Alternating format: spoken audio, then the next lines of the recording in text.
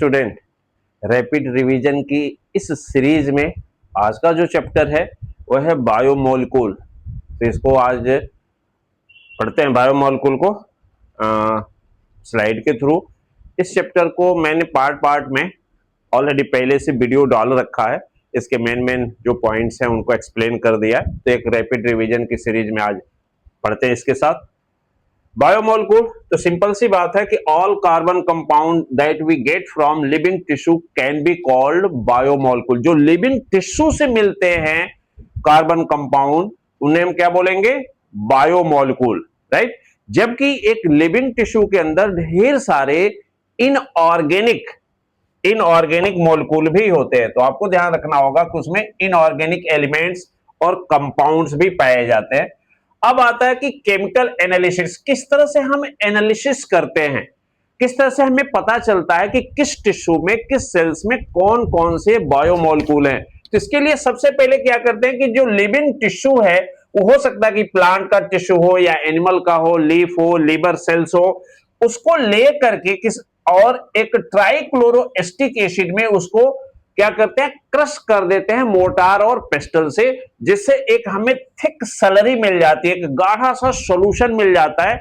और उस सॉल्यूशन को हम चीज क्लॉथ से फिल्टर कर लेते हैं। यहां फिल्टर लगा लिया, चीज क्लॉथ है इसके अंदर, ऐसे चीज क्लॉथ है, फिल्टर कर लेते हैं। तो फिल्टर करते हैं तो कुछ चीजें ये नीचे आ जाती हैं जो एसिड में सॉल्युबल हैं। तो इसको हम कहते हैं फिल्ट्रेट या एसिड सॉल्युबल पूल। कुछ चीजें ऊपर ही रह जाती हैं जो एसिड में सॉल्युबल नहीं है, तो उन्हें हम कहते हैं रिटेंटेट या एसिड इनसॉल्युबल पूल। जो एसिड सॉल्युबल पूल है उसमें कहा जाता है, एनसीईआरटी लिखती है कि रफली साइटोप्लाज्मिक कंटेंट, जो साइटोप्लाज्मिक कंटेंट है रफली वो उसमें आ जाते हैं। जो सेल मेम्ब्रेन में या ऑर्गेनेली की मेम्ब्रेन है वो इधर चले आते हैं, रिटेंटेट वाले में चले आते हैं, राइट। अब जो ये फिल्ट्रेट है, एसिड सॉल्युबल पूल है, इसमें ढेर सारे इनऑर्गेनिक आयन और सॉल्ट और वाटर है, जैसे वाटर है, आयंस है, sodium, potassium, calcium, magnesium, phosphate, sulphate और कुछ डिजॉल्व गैसेस भी उसमें आ जाती हैं। जबकि जो ऑर्गेनिक माइक्रोमोलिक्यूल है, इनको माइक्रोमोलिक्यूल क्यों कह रहे हैं? क्योंकि इनका जो मॉलिक्यूलर वेट है 18 डाल्टन से 800 डाल्टन के रेंज में होता है। ये ध्यान रखेंगे कि जो एसिड में जो सॉल्युबल पूल है उसका मॉलिक्यूलर वेट 18 से 800 डाल्टन तक रहता है, राइट। और ये सारे मोनोमेरिक फॉर्म हैं, ये पॉलीमर नहीं है, मोनोमेरिक फॉर्म है। और इसमें आती है क्या? सिंपल शुगर, राइट, न्यूक्लियोटाइड्स और अमाइनो एसिड। यही सिंपल शुगर आगे चल के क्या बना लेते हैं? ये आगे चल के बना लेंगे मैक्रोमोलिक्यूल। और मैक्रोमोलिक्यूल में क्या बन जाएगा? सिंपल शुगर से क्या बन जाएगा? पॉलीसेक्राइड। न्यूक्लियोटाइड से क्या बन जाएगा? Nucleic acid. अमाइनो एसिड से क्या बन जाएगा? प्रोटीन। बट ये क्या होंगे? ये मैक्रोमोलिक्यूल के कंपोनेंट होंगे क्योंकि ये पॉलीमर हैं, राइट। अब जो रिटेंटेट है, एसिड इनसॉल्युबल पूल है, इसमें हम देखेंगे कि जो इनको हम कहते हैं ऑर्गेनिक बायोमैक्रोमोलिक्यूल, क्योंकि इनकी molecular weight about in range of 10,000 Dalton. हाँ, एक बात और आपको बतानी है कि ठीक है, ये यहां जो हमें मिलते हैं ये जनरली 10,000 डाल्टन के मिलते हैं, लेकिन यदि कोई बायोमैक्रोमोलिक्यूल 1,000 डाल्टन या उससे ज्यादा है तो वो मैक्रोमोलिक्यूल है, 1000 से कम है तो वो माइक्रोमोलिक्यूल है। समझ में आ गया? 1000 से कम है तो माइक्रो है, 1000 डाल्टन से ज्यादा है तो मैक्रो है। अब देखो कंफ्यूजन क्या हो जाती है कि जो मैक्रो मिलते हैं वो डायरेक्ट 1000 नहीं, 1000, 1100, 1200, 2000 नहीं मिलते, बहुत रेयर है। डायरेक्ट हमें मिलते हैं कहां से? 10,000 से। तो इसीलिए कंफ्यूजन हो जाता है। तो आप याद रखेंगे, ये ठीक है, ये रिटन डेट में 10,000 उससे ऊपर वाले हैं, लेकिन 1000 से ज्यादा है तो उसे हम बोलेंगे बायोमैक्रोमोलिक्यूल, राइट। इसमें पॉलीसेक्राइड्स होते हैं, इसके अंदर न्यूक्लिक एसिड है, इसके अंदर प्रोटीन्स हैं, राइट। इसके अंदर लिपिड्स भी है, but lipids is not a polymer. और एनसीईआरटी लिखती है इट्स नॉट स्ट्रिक्टली बायो मैक्रोमोलिकुल, वो मैक्रोमोलिकुल में रखते ही नहीं। एनसीईआरटी में आप देखेंगे तो 3 ही मैक्रोमोलिकुल की बात करता है, प्रोटीन, कार्बोहाइड्रेट और न्यूक्लिक एसिड, राइट। क्यों? क्योंकि इसकी मॉलिक्यूलर वेट 800 डाल्टन से कम है। ये सेल मेम्ब्रेन के फ्रेगमेंट में सेल मेम्ब्रेन में पाए जाते हैं, और जब टिश्यू एनालिसिस करते हैं तो छोटे छोटे वेसाइकिल बना लेते हैं, इसलिए बेचारे फिल्टर नहीं हो पाते। और किसके साथ अलग होते हैं? मैक्रोमोलिक्यूल रिटेंटेट के साथ, इसलिए उस कैटेगरी में रख दिए जाते हैं, बट एक्चुअली ये है नहीं। तो इनको एनसीईआरटी ना तो माइक्रो में कंसीडर कर रही है, ना ही मैक्रो में कंसीडर कर रही है। Next, elemental analysis. अब हमें ये तो बायोमोलिक्यूल हो गया कि उसमें अमाइनो एसिड कितना है, उसमें कौन कौन से बायोमोलिक्यूल है, उसमें carbohydrate, monosaccharides, nucleic acid, nucleotide. लेकिन अब जो है एलिमेंट्स, जैसे कार्बन, हाइड्रोजन, ऑक्सीजन, नाइट्रोजन, ये कितने हैं, एलिमेंट्स कितने हैं, इसकी एनालिसिस के लिए हम क्या करते हैं कि जो लिविंग टिश्यू है उसको हम वेट कर लेते हैं, राइट। और फिर उसको क्या कर लेंगे? ड्राई कर लेंगे, और फिर हम ले लेंगे क्या?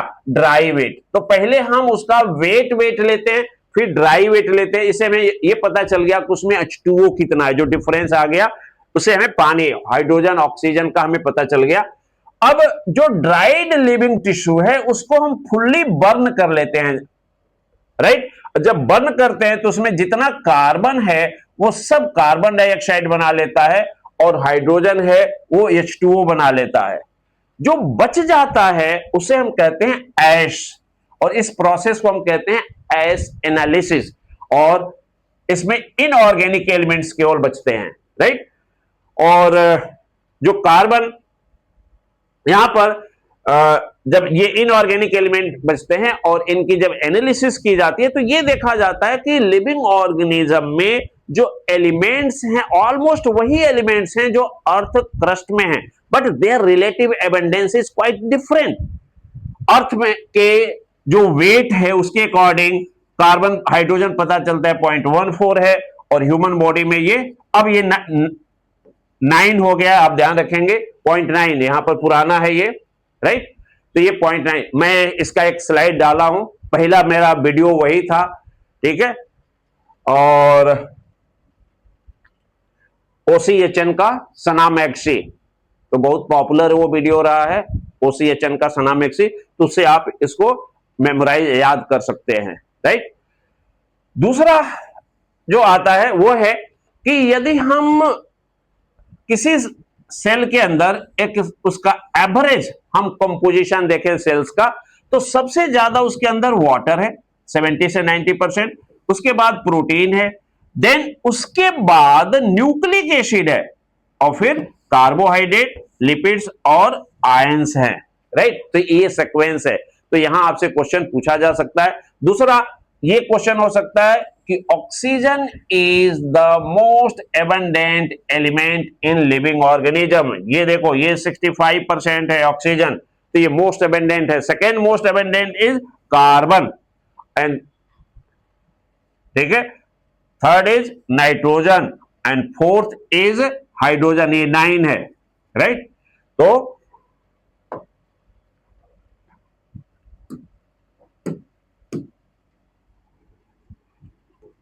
0.9, 0.9, राइट। तो ये आपको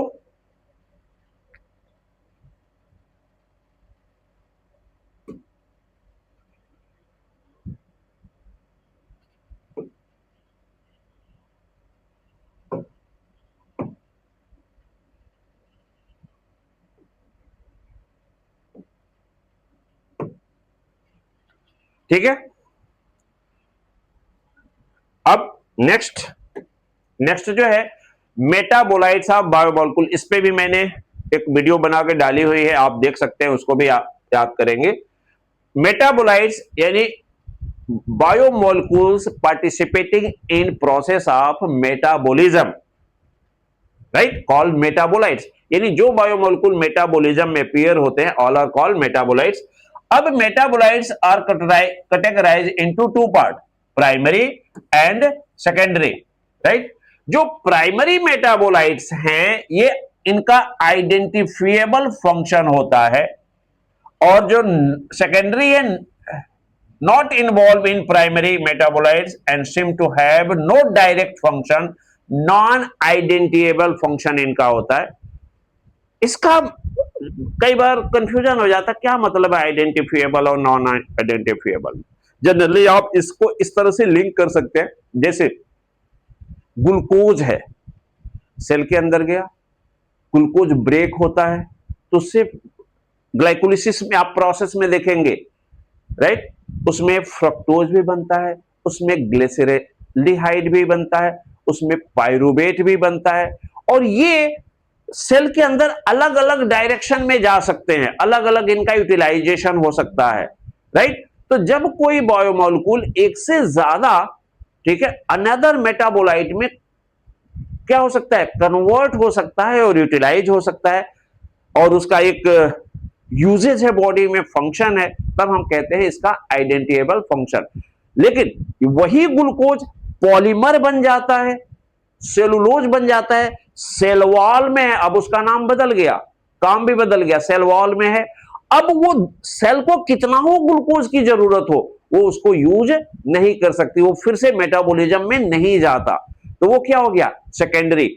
उसी ग्लूकोज का पॉलीमर स्टार्च है, ग्लाइकोजन है, वो फिर ब्रेक हो जाता है और अनदर बायोमोलिक्यूल बना लेता है, राइट। तो इसका मतलब क्या हो गया, वो प्राइमरी मेटाबोलाइट हो गया। यानी जो आप ऐसे मोटा मोटी समझ सकते हैं कि एक बार बन गया सेल में तो अपना काम कर रहा है, लेकिन वो रीयूटिलाइज नहीं हो पा रहा है, तो इसका मतलब क्या हो गया, तो उसका फंक्शन नॉन आइडेंटिफिएबल है, राइट। अब यहां है सेकेंडरी वाले के लिए कि many of them are useful to human welfare. Secondary human welfare में यूज होते हैं, जैसे रबर है, ड्रग्स है, स्पाइसेस है, पिगमेंट्स है, राइट। तो इनका क्या है, यूजेज है, and some have ecological importance, right. Example है फ्लेवोनॉइड्स, एंटीबॉडीज, राइट। अब यहां सेकेंडरी मेटाबोलाइट्स का लिस्ट दिया हुआ है, ये इंपॉर्टेंट है। पिगमेंट में कैरोटीनॉइड और एंथोसाइनिन्स है, एल्केलॉइड में मॉर्फिन और कोडीन आती हैं, टर्पेनॉइड्स में मोनोटर्पिन्स, डाइटर्पिन्स, एसेंशियल ऑयल, जानते हैं आप एसेंशियल ऑयल, इसी से सेंट बनते हैं, रूम टेम्परेचर पे वेपोराइज हो जाते हैं, लेमन ग्रॉस ऑयल, टॉक्सिन्स, एब्रीन, रिशिन, लैक्टिन्स, कोनकोनावलिन एक ही है, ड्रग्स में बिन ब्लास्टिन और करक्यूमिन, ये बिन ब्लास्टिन करक्यूमिन एंटी कैंसरस ड्रग है, करक्यूमिन जो है ये करकुमा यानी हल्दी से मिलती है, ठीक है। और polymeric substances, rubber, gums, cellulose, देखो सेलुलोज आ गया है कार्बोहाइड्रेट, लेकिन सेकेंडरी मेटाबोलाइट्स में आ गया ये, right. Next carbohydrate. Carbohydrate carbon, hydrogen, oxygen के ये मोलकूल हैं, और आप जानते हैं इनका जो रेशियो है, राइट, CnH2O होल n। इस रेशियो को देखने से लगता है कि जितने कार्बन है उसमें Cn है, right, n number of carbon है, तो n नंबर ऑफ H2O है, मींस हर कार्बन हाइड्रेटेड फॉर्म में है, इसीलिए इसका नाम आ गया कार्बन का हाइड्रेट, कार्बोहाइड्रेट। बट ऐसा है नहीं, कहीं हाइड्रेटेड फॉर्म में नहीं है, इनमें हाइड्रोक्सिल ग्रुप जुड़ा हुआ है कार्बन के साथ, और मेन फंक्शनल ग्रुप या तो एल्डिहाइड होता है या कीटोन होता है, इसलिए कार्बोहाइड्रेट्स को कहा जाता है कि carbohydrates are compounds of carbon, hydrogen and oxygen, and chemically they are polyhydroxy aldehyde और कीटोन, राइट। अब ये सिंगल यूनिट के फॉर्म में होते हैं, तब इन्हें हम कहते हैं मोनोसेक्राइड, और जब ये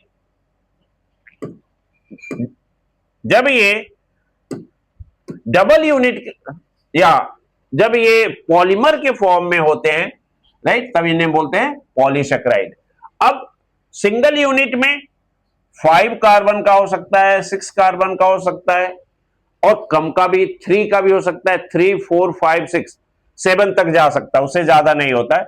तो 2 का एग्जाम्पल दिया हुआ है 5 कार्बन 6 कार्बन वाले का। 5 कार्बन वाले में आता है राइबोज, जिसका फॉर्मूला C5H10O5, और ग्लूकोज जो C6H12O6।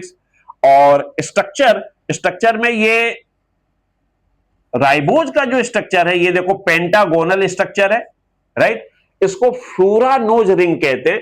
ये कार्बन नंबर 1 है, ये 2 है, ये 3 है, ये 4 है, और बाहर वाला 5 है। तो कार्बन नंबर 4 और 1 के बीच ये ऑक्सीजन जुड़ा हुआ है, राइट। रेस्ट बैलेंसी पर OH जुड़ा हुआ है और हाइड्रोजन से, राइट। यहां पर ये ग्लूकोज है। ग्लूकोज में देखो हेक्सागोनल स्ट्रक्चर है, हेक्सागोनल स्ट्रक्चर बन रहा है।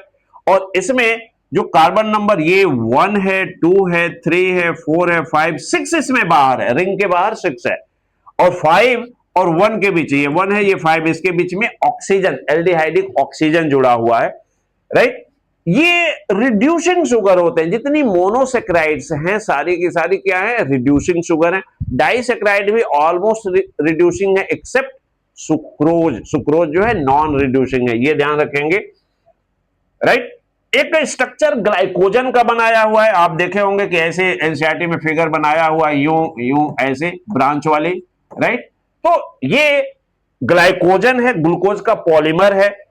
इसका राइट एंड जो है रिड्यूसिंग होता है, while left and is non reducing. तो ये ध्यान रखेंगे कि राइट वाला हमेशा क्या होगा, रिड्यूस करने वाला, यानी राइट हैंड कुछ भी कर सकता है, रिड्यूस कर सकता है, और लेफ्ट हैंड नहीं। स्टार्च होल्ड आयोडीन इन हेलिकल पोर्शन। जब हम स्टार्च आयोडीन टेस्ट करते हैं तो ब्लू कलर आता है, तो उसके हेलिकल पोर्शन में, यानी स्टार्च का आप देखेंगे तो इस तरह से हेलिकल फॉर्म आता है, तो उसी हेलिक्स में आयोडीन ट्रैप हो जाती है। Cellulose can not hold iodine and no helical portion, और इसलिए सेलुलोज के साथ कोई कलर नहीं आता है, स्टार के साथ ब्लू कलर आता है। कॉटन फाइबर में सबसे ज्यादा सेलुलोज होते हैं, आपको ध्यान रखना है। और paper is made from plant pulp, और उसमें भी सेलुलोज होती है सबसे ज्यादा, राइट। पॉलीसेक्राइड में many units long chain of sugar, ढेर सारी शुगर मिल जा के बना लेते हैं, और इनके बीच जो जुड़ता है बॉन्ड वो है ग्लाइकोसिडिक लिंकेज, राइट। इनको 2 कैटेगरी में डिवाइड किया गया है, होमोपॉलीसेक्राइड, हेट्रोपॉलीसेक्राइड। होमोपॉलीसेक्राइड में जो यूनिट्स हैं सेम होंगे, और हेट्रो में जो यूनिट्स जुड़ने वाली होंगी वो डिफरेंट होंगी। अब यहां पर आप देख सकते हैं जो ग्लाइकोजन है ये होमो है, स्टार्च होमोपॉलीसेक्राइड है, इनुलिन होमोपॉलीसेक्राइड है, सेलुलोज होमोपॉलीसेक्राइड है, और काइटिन भी होमोपॉलीसेक्राइड्स है, राइट।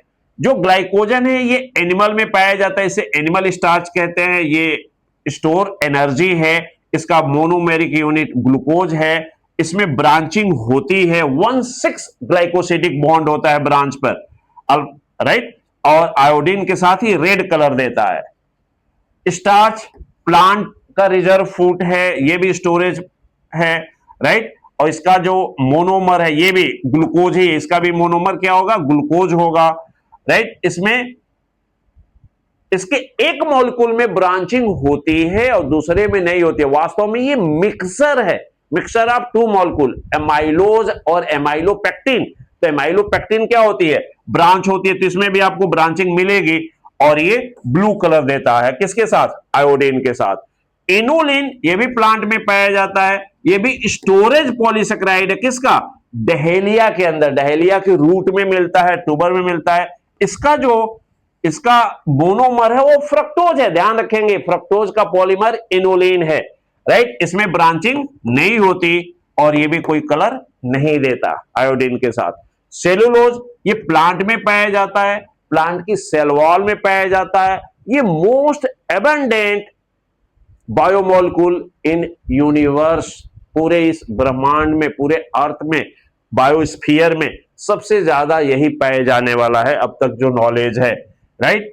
और इसमें ग्लूकोज इसका भी यूनिट होता है, लेकिन यहां ध्यान रखेंगे बीटा ग्लूकोज होता है, और जो लिंकेज होती है इसके अंदर बीटा 1,4 ग्लाइकोसिडिक लिंकेज होती है, कोई ब्रांचिंग नहीं होता, राइट। और ये भी कोई कलर नहीं देता आयोडीन के साथ।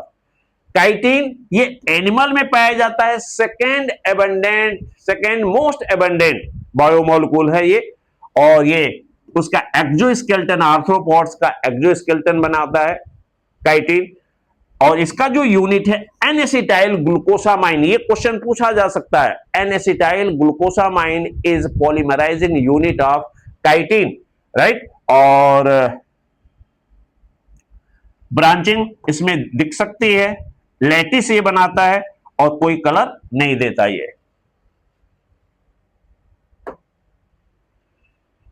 नेक्स्ट न्यूक्लिक एसिड, न्यूक्लियस के अंदर पाए जाते हैं, और ऑलरेडी आप पढ़े हैं आरएनए और डीएनए, राइबो न्यूक्लिक एसिड और डीऑक्सीराइबो न्यूक्लिक एसिड, ये पॉलीमर ऑफ न्यूक्लियोटाइड्स हैं, राइट। न्यूक्लियोटाइड्स क्या होते हैं? न्यूक्लियोटाइड्स क्या होते हैं?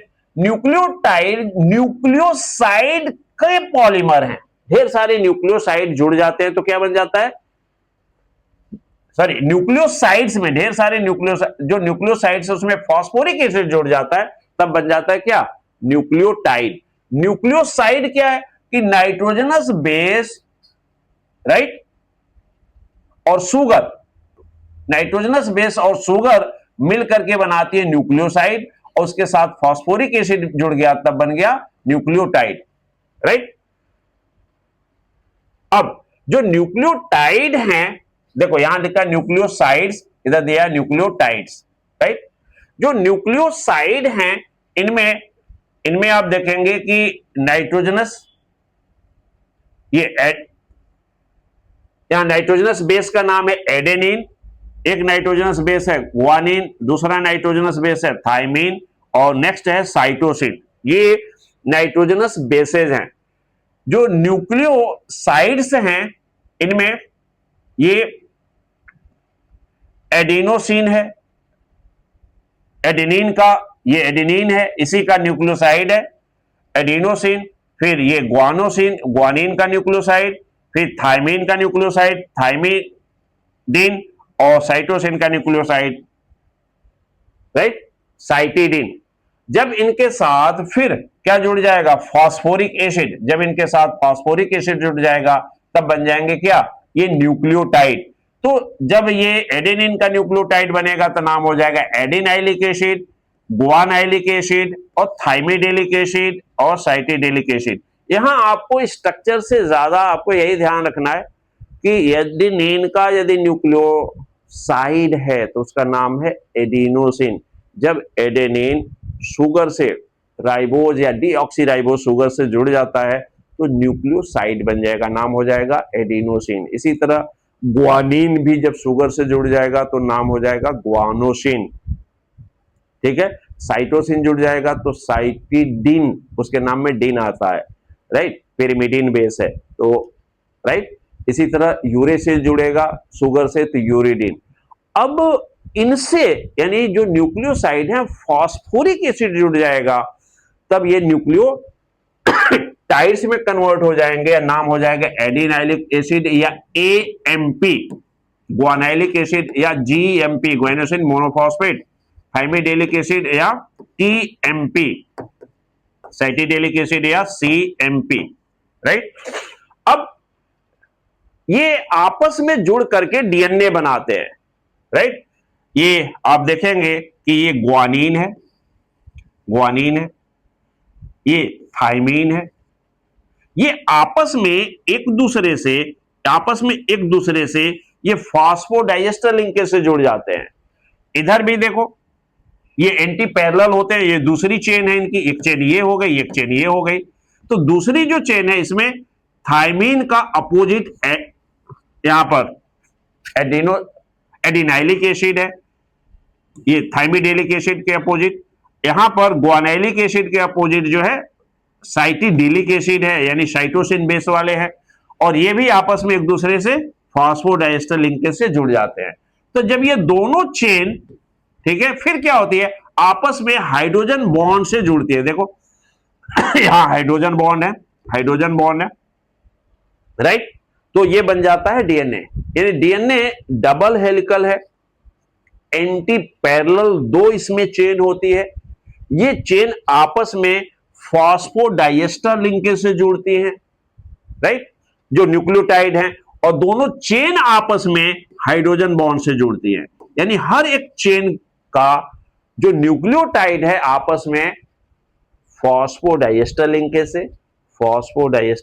से और चेन आपस में हाइड्रोजन बॉन्ड से जुड़ते हैं। अब आपको याद रखना है कि थायमीन और एडेनिन के बीच डबल हाइड्रोजन बॉन्ड बनता है और गुआनिन साइटोसिन के बीच ट्रिपल हाइड्रोजन बॉन्ड बनता है। जो आरएनए है वो सिंगल स्टैंडर्ड होता है, उसके अंदर भी ये फॉस्फोडाइएस्टर लिंकेज उसके अंदर भी आती हैं, बट वो सिंगल स्टैंडर्ड होता है। डीएनए हेलिक्स बनाता है, ठीक है। वॉटसन और क्रिक ने बताया कि ये हेलिकल मॉडल है, और इसमें एक जो इसका यहां से आप देखेंगे ये इतना एक टर्न हुआ, राइट, यहां से स्टार्ट करें जो अंदर की तरफ है, फिर ऊपर भी यही अंदर की तरफ है, तो ये टर्न हुआ। एक टर्न की जो डिस्टेंस है 34 एंगस्ट्रॉम है, राइट, 34 एंगस्ट्रॉम। और बेस पेयर इसमें टोटल 10 आते हैं, और बेस पेयर के बीच जो राइज आ गया वो आ गया कितना, 3.4 एंगस्ट्रॉम हर बेस पेयर पे राइज आ गया। तो ये आपको थोड़ा डेटा याद रखना है, राइट। नेक्स्ट लिपिड, इसमें भी मैंने एक ऑलरेडी वीडियो डाला हुआ है, फैटी एसिड, ठीक है, ग्लिसरॉल, इनके बारे में। तो यहां पर एक समरी ले लेते हैं कि lipids generally insoluble in water, soluble in organic solvent like ether, chloroform, benzene, etc. These are compound of carbon, hydrogen, oxygen, right? Some lipids also contain, like phospholipid, contain nitrogen, phosphorus and sulfur. Important function of lipid, ये store house of energy है और cell membrane के part हैं, they form cell membrane. जो simple lipids हैं only on hydrolysis yield fatty acid and alcohol. खुद में fatty acid simple है, राइट, खुद में ग्लिसरॉल सिंपल है, लेकिन इनके जो कॉम्बिनेशन से बनते हैं ग्लिसराइड वो भी क्या है, सिंपल है, और हाइड्रोलिसिस पे क्या देंगे, अगेन फैटी एसिड और अल्कोहल ग्लिसरॉल को अलग कर देंगे। तो जो फैट्स है, ऑयल है, वैक्सेस है और फैटी एसिड, ग्लिसरॉल, ये सारे सिंपल एसिड है।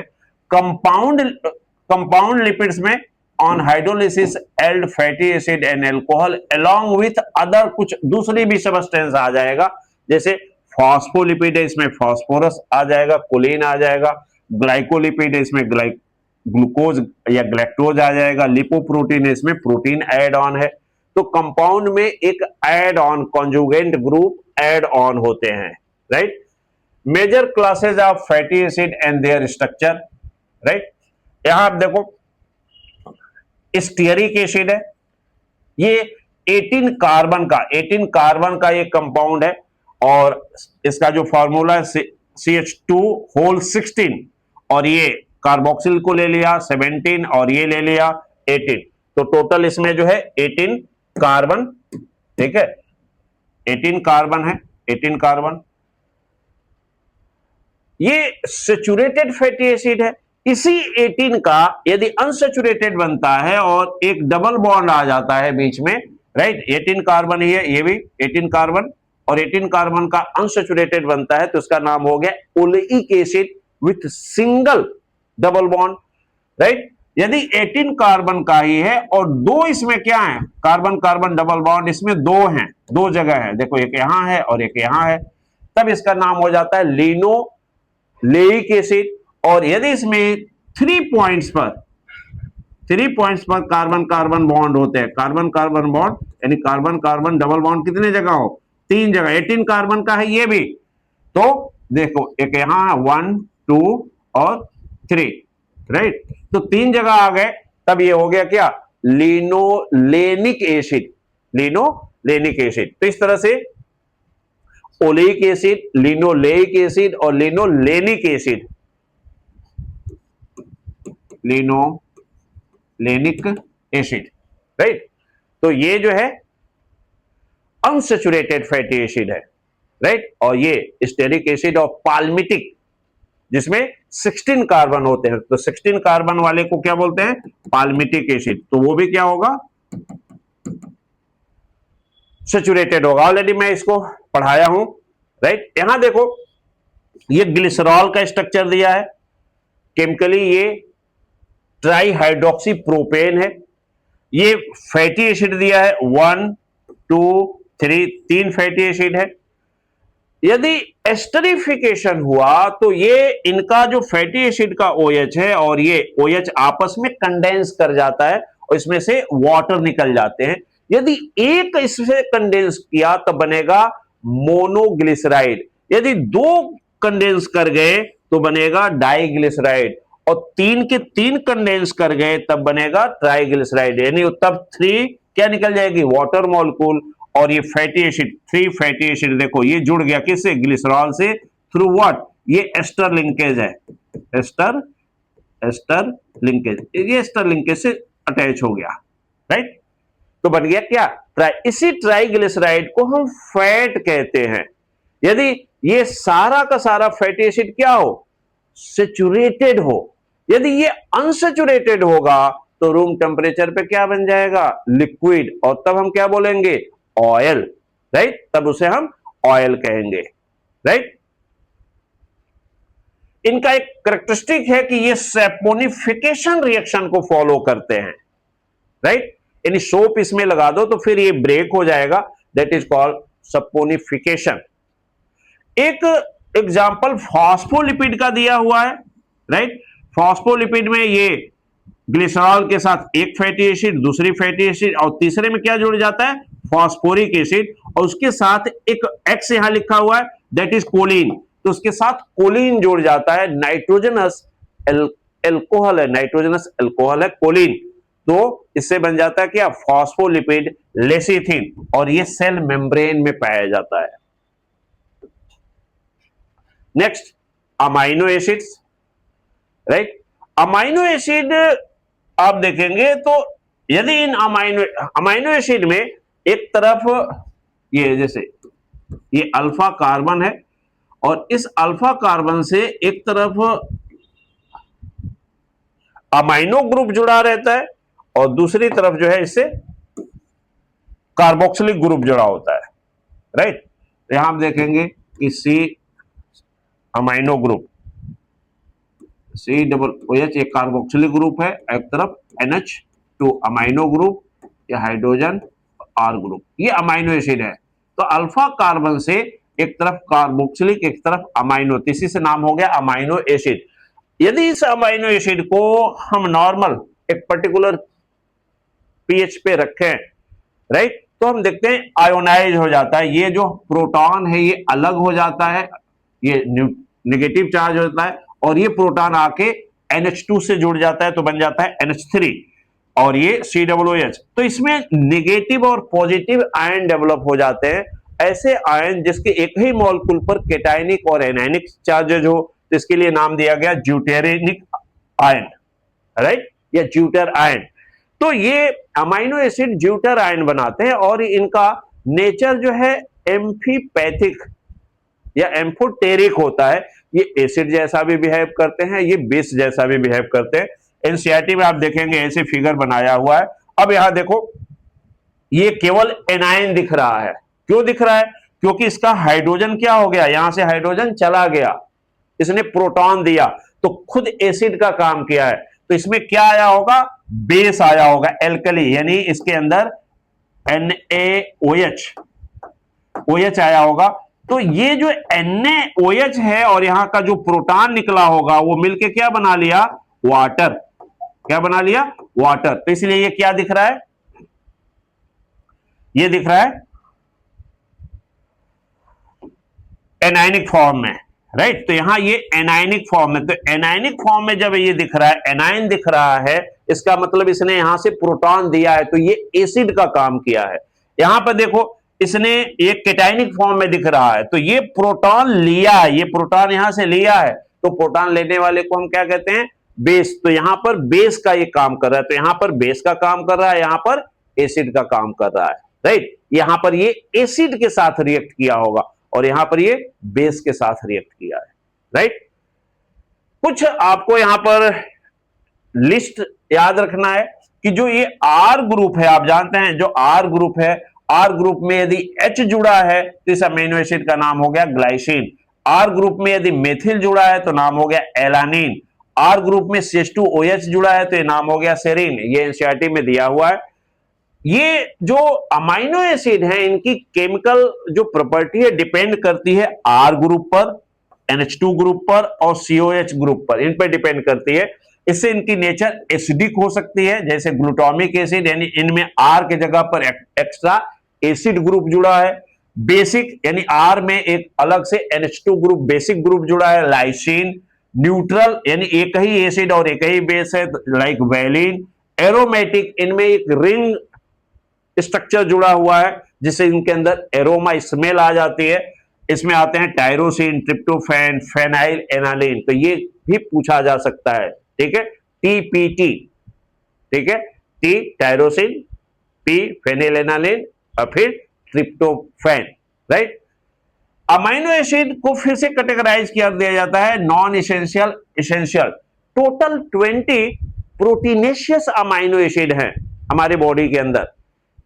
इन 20 में से कुछ जो है हमारे बॉडी के अंदर सिंथेसाइज हो जाते हैं, लिवर सिंथेसाइज कर लेता है, तो उसको फूड में हो ना हो कोई हमारे फर्क नहीं पड़ता। बट ऑलमोस्ट 10 सिंथेसाइज नहीं हो पाते, उसमें से 2 स्लो रेट से सिंथेसाइज होते हैं, जितनी हमारी जरूरत है उतनी नहीं हो पाते, तो उन्हें हमें फूड में लेना पड़ता है। ना हम फूड में लें तो फिर क्या हो जाएगा, डिफिशियंसी डिसऑर्डर आने लगेंगे।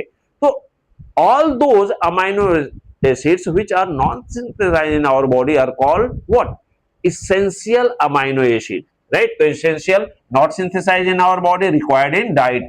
Non-essential synthesized in our body and not required in diet. Next, structure of protein.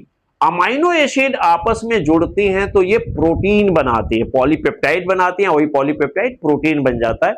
Protein एक हेटेरोपॉलीमर है, ध्यान रखेंगे कि क्योंकि इसमें amino acid different different type के होते हैं, सेम टाइप के कभी अमाइनो एसिड नहीं होते।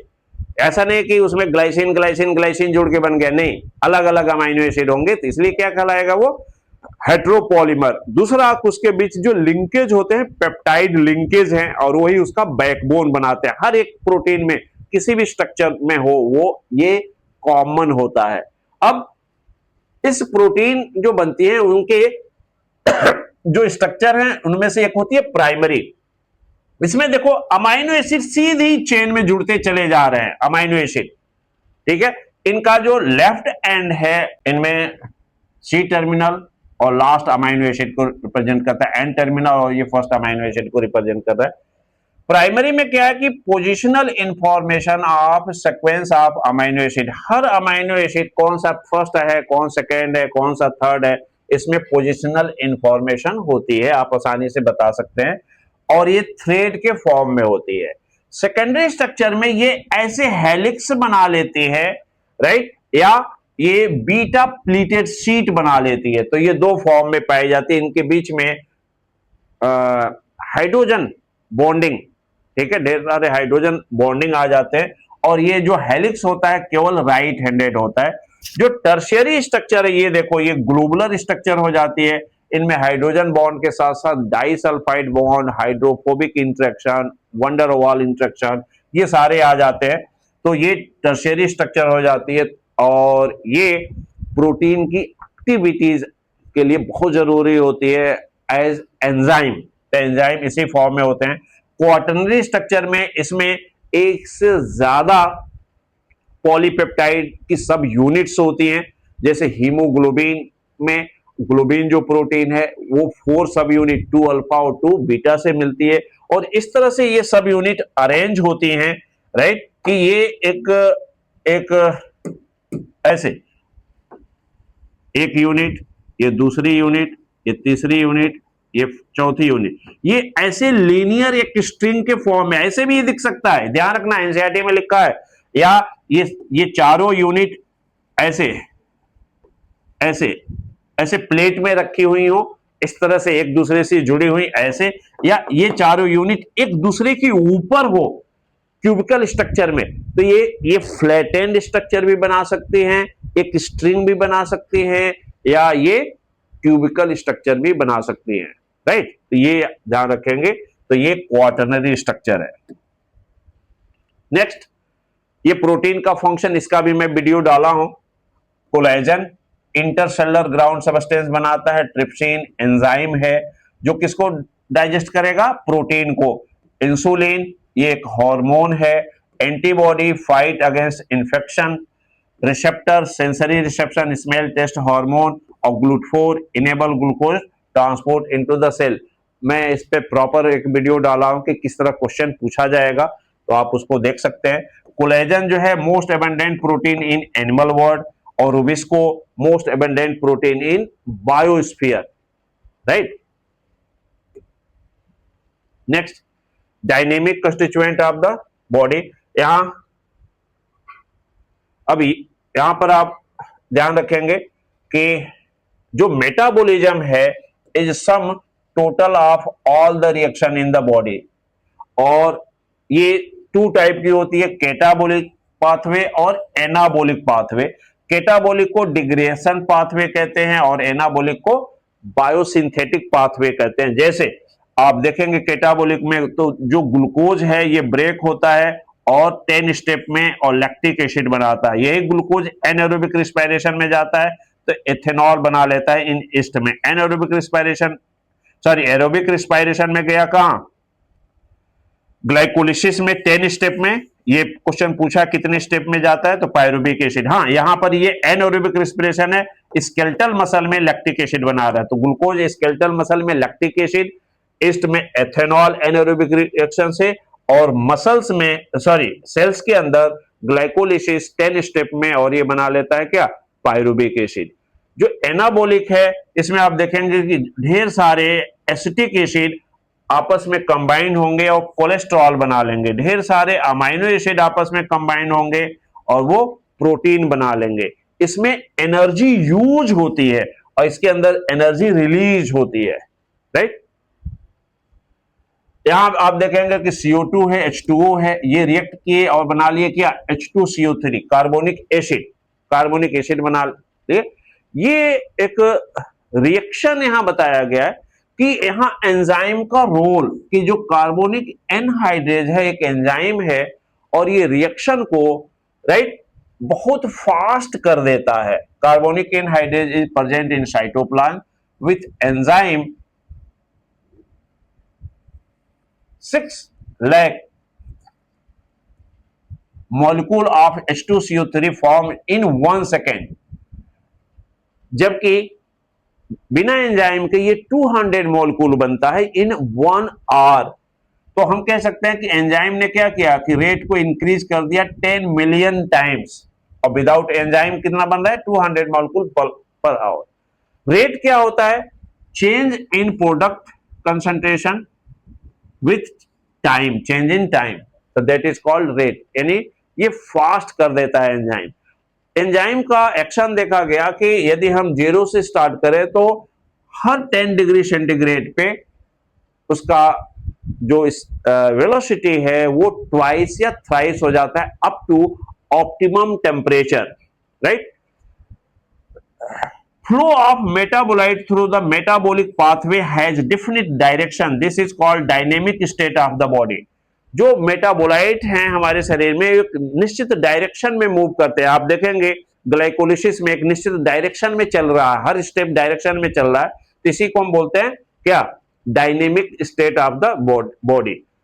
हर मॉलिक्यूल का एक अपना कंसंट्रेशन होता है और वो मेंटेन रहता है, right. Biomolecule are constantly being changed.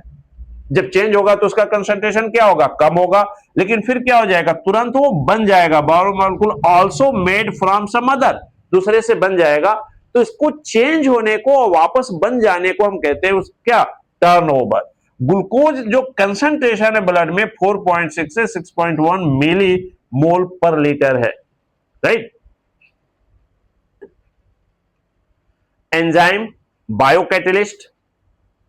Enzyme हमेशा टर्शियरी स्ट्रक्चर में होते हैं, ये हाईली स्पेसिफिक होते हैं एंजाइम, जैसे मान लो कि एमाइलेज है तो वो स्टार्च को ही डाइजेस्ट करेगा, वो ग्लाइकोजन को डाइजेस्ट नहीं करेगा, उसको हाइड्रोलाइज नहीं करेगा। Proteinaceous in nature except ribozyme जो न्यूक्लिक एसिड होते हैं, increase rate of reaction by lowering the activation energy. क्या एक्टिवेशन एनर्जी होती है अभी हम ग्राफ से समझाएंगे। हैव एक्टिव साइट, हर एंजाइम में एक पॉकेट होता है जिस पर सबस्ट्रेट, एक या एक से ज्यादा पॉकेट होता है जिसपे सबस्ट्रेट जाके बाइंड होता है, that is called active site.